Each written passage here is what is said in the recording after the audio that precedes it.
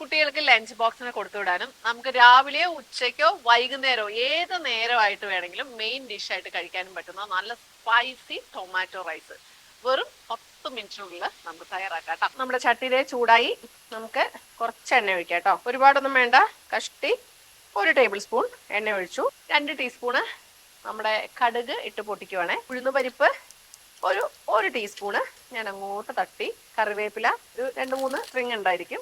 ഒരു 2 സബോളയും 3 പച്ചമുളകും കുറച്ച് കറിവേപ്പിലും കൂടെ കുനുകുനുകുനൂന്നരിഞ്ഞതാണ് അടുത്ത് ഞാൻ ചേർക്കാൻ പോകുന്നത്. ഒരല്പം ഉപ്പും കൂടെ ചേർത്തിട്ട് ഞാനിത് നന്നായിട്ട് വഴറ്റിയെടുക്കാം. അപ്പൊ സബോള ഏകദേശം ഒന്ന് വഴണ്ടിട്ടുണ്ട്. നല്ല ബ്രൗൺ കളറൊന്നും ആവണ്ട, ഒന്ന് കളർ മാറിയാൽ മതി. അപ്പൊ നമ്മുടെ ഒരു 4 തക്കാളിയും കുറച്ച് കറിവേപ്പിലയും വറ്റൽമുളക് ഒരു 4 എണ്ണം കൂടെ മിക്സിയിൽ അരച്ചിട്ടാണ് ചേർക്കേണ്ടത്. പക്ഷെ ഇന്ന് ഫുള്ള് കറണ്ട് ഇല്ലാത്തതുകൊണ്ട് ഞാൻ നന്നായിട്ട് ഒന്ന് കൈ കൊണ്ട് ഉടച്ചിട്ടാണ് എടുത്തിട്ടുള്ളത്. അപ്പൊ നിങ്ങളിത് മിക്സിയിൽ അരച്ച് തന്നെ ചേർക്കുക. അപ്പൊ ഇങ്ങനെ വഴറ്റുന്നതിനും ഭേദം നിങ്ങൾ 2 മിനിറ്റ് നല്ല ഹൈ ഫ്ലെയിമിൽ മൂടി വെച്ചാലും മതി കേട്ടോ. പെട്ടെന്ന് വഴണ്ട് കിട്ടും. നമ്മുടെ തക്കാളി നല്ല വഴണ്ട് വന്നിട്ടുണ്ട്. ഇത് പേസ്റ്റ് ആയിരുന്നു ചേർത്തിട്ടുണ്ടായിരുന്നെങ്കിൽ എണ്ണ ഇങ്ങനെ തെളിഞ്ഞു വരുമായിരുന്നു കേട്ടോ. അതാണ് അതിന്റെ പാകം, നിങ്ങൾ ഓർത്തോണം. ഇനി നമുക്ക് വേണ്ടത് കാശ്മീരി മുളക് പൊടിയാണ് വേണ്ടത്. 2 ടീസ്പൂണാണ് വേണ്ടത്. മഞ്ഞപ്പൊടി 1/2 ടീസ്പൂണാണ് വേണ്ടത്. അത് ഞാനങ്ങ് ചേർത്തു. പിന്നെ വേണ്ടത് ഗരം മസാലപ്പൊടിയാണ്. അത് വേണ്ടത് 1 ടീസ്പൂണാണ്.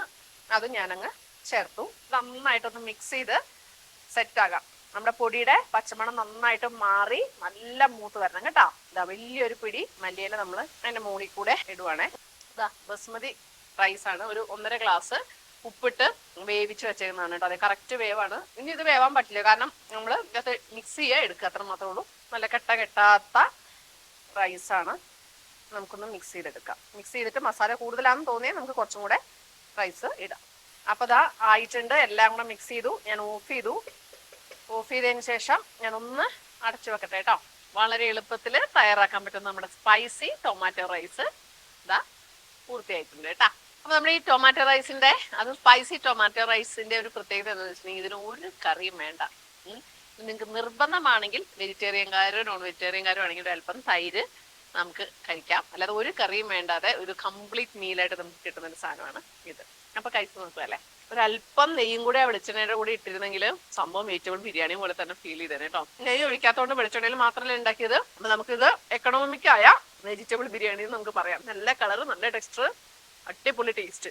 അത് അരച്ചും കൂടി ഇട്ടിരുന്നെങ്കിൽ ഒന്നുകൊണ്ട് ഗുമ്മായിരുന്നു കേട്ടോ. പക്ഷെ ഇതിന് ടേസ്റ്റിന് കോംപ്രമൈസ് ഒന്നുമില്ല. ഞാൻ പറഞ്ഞ ലുക്ക് വൈസ് ഒരു കറിയും വേണ്ട, തൈര് പോലും വേണ്ട. അടിപൊളി. ரொம்ப നല്ല ഇറക്കെ. നോൺ വെജ് ഇല്ലാതെ ഇറങ്ങില്ല എന്നുള്ള ആളുകളുണ്ടെങ്കിൽ കുറച്ച് ചില്ലി ചിക്കൻ ഇടാം, അല്ലെങ്കിൽ പനീർ ഫ്രൈ ചേർക്കാം, അല്ലെങ്കിൽ എഗ് ഫ്രൈ, അടിപൊളി. അല്ലെങ്കിൽ ഓംലെറ്റ് ആണെങ്കിലും പോകും. അപ്പൊ എങ്ങനെയുണ്ട്? ഇഷ്ടമായോ? എന്താ പിന്നെ ഒന്നും നോക്കണ്ട, നമ്മുടെ വീഡിയോ ഷെയർ ചെയ്യണം, നല്ല കിഡില് കമന്റ് തരണം. ഇനി ആരെങ്കിലും നമ്മുടെ ചാനൽ ഫോളോ ചെയ്യാൻ ബാക്കിയുണ്ടെങ്കിൽ അതും കൂടെ ചെയ്യണം. അപ്പൊ തൽക്കാലം പൊക്കോട്ടെ.